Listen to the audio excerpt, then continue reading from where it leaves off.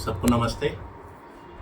आज हमारा अत्यंत सौभाग्य है कि आर्य जगत की ख्याति प्राप्त प्रसिद्ध भजन उपदेशिका, जिसने अपने भजन के माध्यम से पूरे देश में धूम मचाई हुई है, जो हृदय की गहराइयों तक जिसके भजन उतर जाते हैं और बहुत से लोगों को बड़ा रोमांच भी महसूस होता है इनके भजनों को सुनकर, भाव विभोर हो जाते हैं और ऐसा लगता है कि ये बोलती रहे और हम सुनते रहें। तो हमारी तो खुशी का पारावार नहीं है, क्योंकि ये यमुनानगर में, आगरा में रामनवमी के कार्यक्रम में आई हुई हैं। तो बेटी का स्नेह हमारे साथ मिलने आई, तो मैंने सोचा कि लोग जानना चाहते हैं इनके बारे में, इनको देखते हैं सोशल मीडिया पे, जानना चाहते हैं कि कल्याणी आर्या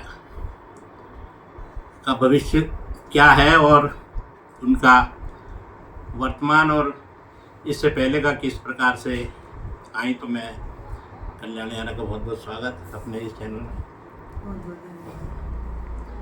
बेटा, सबसे पहला प्रश्न कि आप इस भजन की इसमें धारा में कब से आई और आपको इस लोकप्रियता का, दो प्रश्न इकट्ठे पूछ रहा हूँ, इस लोकप्रियता का जो आपको मिल रही है, सभी लोग आपको पसंद करते हैं, आपके पास डेट भी उपलब्ध नहीं रहती है, तो इसका किसको कारण मानती हैं?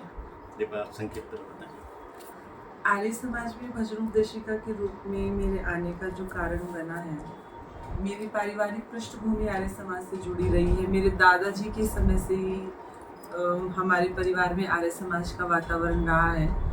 तो उस तरह से मैं थर्ड जनरेशन, तीसरी पीढ़ी अपने घर में आर्य समाज की हूँ। और हमारे जिस स्थान पर मेरा जन्म हुआ, आर्यनगर हिसार में, वहाँ पर आर्य समाज है। साप्ताहिक सत्संग वहाँ पर होता है, घर में दैनिक यज्ञ होता है, और हमारे आसपास गुरुकुल भी बहुत है, आर्य समाज भी बहुत है। तो वहाँ पर कार्यक्रम होते रहते हैं। जैसे इस आर्य समाज में मैं रामनवमी के अवसर पर आई हूँ, तो पूरा परिवार वहाँ पर प्रोग्राम जब होते थे तो जाते थे। और जैसे कोई कार्यक्रम शुरू होता है तो बच्चों को खड़ा कर देते हैं, भजन सुनाओ, मंत्र सुनाओ। तो शुरुआत वैसे ही हुई। स्कूल में तो बाद में जाना शुरू किया, उसी से पहले संध्या और यज्ञ सब आता था, क्योंकि यज्ञ घर में भी होता था और आर्य समाज में भी जाते थे। आर्य समाजों में भजन उपदेशकों को सुनते थे। तब जब मैंने अपने आप को संभाला, पता लगा कि ये सब क्या है, मेरे दिमाग में तब से यही चलता था कि मैं बनूंगी तो आर्य समाज की भजन उपदेशिका ही बनूंगी। क्योंकि मेरी जो एजुकेशन है वो सारी साइंस से रिलेटेड है। मैंने बीएससी किया है, एमएससी किया है, बीएड किया है। तो वो शिक्षा, मैं गुरुकुल में गई थी लेकिन छोटी क्लास में थी, मन नहीं लगा तो मैं आ गई। अब तो मुझे बहुत पश्चाताप होता है, लेकिन वो एजुकेशन भले ही वो रही हो, लेकिन मेरा मन हमेशा भजन उपदेशिका बनने का ही था।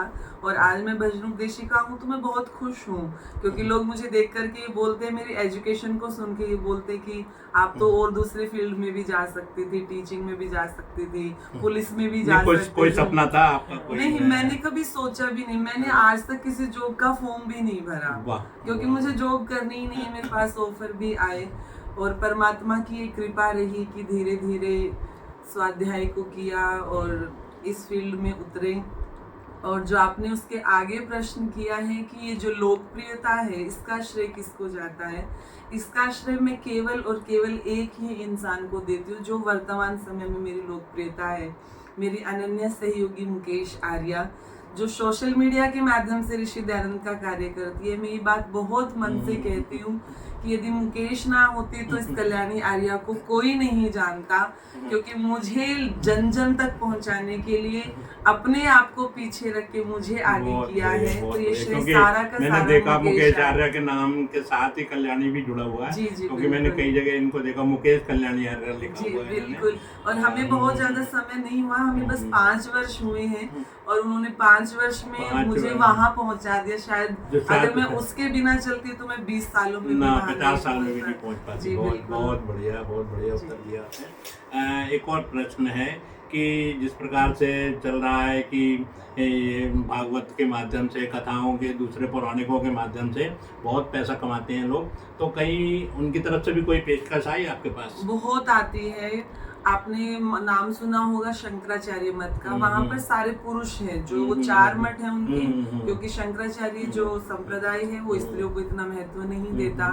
तो मुझे हरिद्वार से कॉल आया था कि हम आपको पहली महिला शंकराचार्य बनाना चाहते हैं। उन्होंने कहा हमारे पास 100 एकड़ भूमि है, वहां पर हम आपका आश्रम बनाएंगे, हम आपको प्राइवेट जेट देंगे। आप लालच की पराकाष्ठा देख सकते हो कितना कहते हैं। बस आपको ऋषि दयानंद का नाम नहीं लेना, आर्य समाज का नाम नहीं लेना, हम आपके कार्यक्रम सेट कराएंगे, 5 स्टार होटल में आप रहेंगे, बस आपको हम जो कार्यक्रम देंगे वो आपको देना है। मूर्ति पूजा को विरोध भी नहीं करना। बिल्कुल, ये तो हम कर ही नहीं सकते जब उनकी बातों में आएंगे, लेकिन ऋषि दयानंद जब हृदय में है तो जैसे ऋषि दयानंद को कोई लालच छू नहीं पाया, जब तक जिएंगे ऋषि दयानंद के विचारों को दयानंद कूट के भरा हुआ है अंदर संस्कारों में है ना। ऋषि दयानंद से नहीं हट सकते, ऋषि दयानंद का दिया जीवन है। तो ये ऑफर तो बहुत आते हैं। एक और प्रश्न है, जिस प्रकार की कथावाचक कईयों ने शंकराचार्य भी हैं, धीरेन्द्र जी भी हैं, ये महिलाओं को गायत्री मंत्र पढ़ने का अधिकार नहीं है, यज्ञोपवीत पहनने का अधिकार नहीं है, तो आप उसको किस तरीके से लेती हैं? देखो, ये तो बिल्कुल निरी अज्ञानता है। वो लोग उन शास्त्रों तक तो पहुंच ही नहीं पाए जहां तक उनको पहुंचना चाहिए था। अगर वो पहुंच पाते तो ये बातें वो बोलते नहीं। और जब ये प्रश्न उठे हैं तो आर्य समाज ने उनको चुनौती दी है, जिसमें अंजलि आर्य जी भी हैं। मैंने भी ये चुनौती दी कि ये आप इसका प्रमाण दीजिए कि ये कहाँ पर है, क्योंकि परमपिता परमेश्वर के लिए सब बराबर है, ना स्त्री ना पुरुष, ये सब परमात्मा के लिए बराबर है, उनका ज्ञान सबके लिए है। ये गायत्री मंत्र, ये जो पवित्र परमात्मा ने स्त्री और पुरुष कोई भेद नहीं किया, ये सबके लिए बनाई है और सबको अधिकार है। मुझे लगता है शायद उन पौराणिकों ने वेद भी नहीं पढ़े हैं जो ये वाली बात करते हैं। वो पढ़े होते तो फिर वो ना ही तो ये पाखंड फैलाते और ना ही इतनी छोटी बात करते। कहते हैं कि जिस प्रकार से अब आर्य समाज की भजन उपदेशिका प्रसिद्ध भजन उपदेशिका हैं, कहते हैं कि आर्य समाज हिंदुओं का रक्षक है, तो आप किस तरीके से मानते हैं कि भविष्य में आर्य समाज क्या इन टक्कर ले पाएगा इन सारी चीज़ों से? जैसे कि पाखंड मैं समझता हूँ कि महर्षि दयानंद के टाइम से 10,000 गुना बढ़ गया है, और चाहे हमारे राजनीतिक लोग हों, जितने भी वो शीर्ष स्तर के लोग हों, तो वो आर्य समाज की नीतियों के अनुसार तो चलते नहीं है। तो आप किस प्रकार से इसे मानती हैं कि आर्य समाज से टक्कर ले पाएगा, और हिंदुओं की रक्षा किस प्रकार से आर्य समाज कर सकता है? देखिए, जब हम अपने पीछे इतिहास में जाके देखते हैं, ये टकराव तो हमेशा रहा है पाखंड के साथ में आर्य समाज का और ऋषि दयानंद का कितना रहा है। और जब ऐसा समय आया है कि यहाँ पर आकर के हमारे पौराणिक भाई फंस गए हैं, और उस फंसी हुई सिचुएशन से यदि किसी ने निकाला है तो वो आर्य समाज के विद्वानों ने निकाला है। वो विद्वत्ता कारण लगा लीजिए, वो स्वाध्याय कारण लगा लीजिए, वो उस मूल से जुड़े हैं जिसके आधार पर आर्य समाज बढ़ रहा है। तो जब वो बिल्कुल फंस जाते हैं तो आर्य समाज के विद्वान ही याद आते हैं, चाहे वो हैदराबाद का सत्याग्रह रहा हो। अब वर्तमान में आप ज्ञानवापी जो मुद्दा चला है, उसमें भी जब आप गूगल पे पढ़ेंगे तो आपको पता लगेगा कि आर्य समाज की ही विद्वत्ता के कारण ये मुद्दा सोल्व हुआ है। आगे भी ऐसा ही होगा। कोई भी ऐसी बात आएगी, चाहे वो शास्त्रार्थ की बात आए, कोई भी बात आए, तो आर्य समाज ही रक्षा करेगा, और कोई संस्था नहीं है जो उनकी रक्षा कर सकती है। भले ही आज वो अपने स्वार्थों के कारण आर्य समाज से दूर है, आर्य समाज का साथ नहीं देते, लेकिन सत्य का प्रचार कभी रुक ना सकेगा, और बादल में अधिक देर सूर्य छुप ना सकेगा। बहुत बढ़िया। मैं समझता हूँ बेधर्मी भी सबसे ज्यादा आर्य समाज से ही डरते हैं। बिल्कुल। तो पाकिस्तान की भी कई वीडियो देखी हैं मैंने, तो वो तो उसमें तो बस वो आर्य समाजी उपदेशकों को लेके वो बहुत ज्यादा भयभीत है। उनको लगता है कि यही है आर्य समाज के माध्यम से हम लोग हम टक्कर नहीं दे सकते उन्हें। तो अंतिम बेटा 2 प्रश्न मैं पूछूंगा आपसे। एक तो ये प्रश्न है कि आपने विवाह क्यों नहीं किया अभी तक? जैसे हम आर्य समाज में प्रचार के लिए उतरते हैं, और जब अंदर ये दृढ़ संकल्प हो जाता है कि हमें आर्य समाज का प्रचार करना है, तो उस समय ये सारी चीज़ें आती है कि कैसे होगा। तो उसमें वैसे तो जब अपने आप को इंसान समझता है, मैंने अपने परिवार को पहले ही कहा कि मैं विवाह नहीं करूँगी, मैं विवाह नहीं करूँगी। और जब इस फील्ड में पूरी तरह उतर गए तो ये बात और दृढ़ हो गई कि विवाह नहीं करना है, क्योंकि यदि गृहस्थ में जाते हैं और फिर हम समाज का कार्य करते हैं तो उतना नहीं हो पाता है जितना हम बिना विवाह के कोई व्यक्ति कर रहा है तो वो करेंगे। क्यों? अगर विवाह के साथ साथ हम वो करेंगे तो ना तो हम गृहस्थ के साथ न्याय कर पाएंगे और ना हम समाज के कार्यों के साथ न्याय कर पाएंगे। इसलिए बहुत दो नाव में सवार होने से कोई लाभ नहीं है। बहुत इसलिए बढ़िया, ये बहुत निर्णय बढ़िया। लिया कि विवाह कहने का नहीं प्राय है कि करेंगे। युवतियों के रोल मॉडल के रूप में आपको चुना जा सकता है। तो आप बस अंतिम प्रश्न सबसे कि आप जो आज की युवा पीढ़ी दिग्भ्रमित हो रही है, आप देख रहे होंगे कि 2-2 3-3 साल की बच्चियों से बलात्कार होने, तो क्या संदेश देना चाहेंगे अपने? उसमें मैं यही संदेश देना चाहूँगी कि हम जिस देश के अंदर पैदा हुए हैं और हम उस यूथ को देखते हैं तो बहुत बुरा लगता है।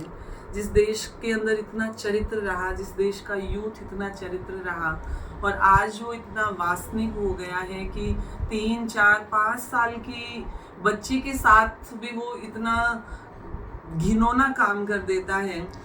तो उसका जो कारण है, एक तो यही है कि जो हमारी संस्कृति है हमने अपने बच्चों को उससे नहीं जोड़ा। इसमें कहीं ना कहीं दोष परिवार का, माता पिता का भी रहता है। यदि हम उन्हें अपने संस्कारों के साथ जोड़ेंगे तो वो कार्य नहीं होंगे। आज सबके हाथ में फ़ोन है, उसमें वो गलत गलत चीज़ें देखते हैं तो वो विचार वैसे ही रहते हैं और जब मस्तिष्क में जो चलता है वही इंसान के कर्म बनते हैं। तो इन चीज़ों से बहुत मुश्किल है बचाना। वो एक ही तरीका है बचाने का और वो है विचार, अच्छे संस्कार। जब वो देंगे तो निश्चित रूप से ये जो इतने असामाजिक काम समाज में हो रहे हैं वो नहीं होंगे। बहुत बहुत धन्यवाद, आपने कई जिज्ञासाओं को हमें शांत किया और हमारे दर्शकों को भी बहुत बहुत धन्यवाद जो आप हमारे आपका भी बहुत बहुत धन्यवाद। शुक्रिया बेटा।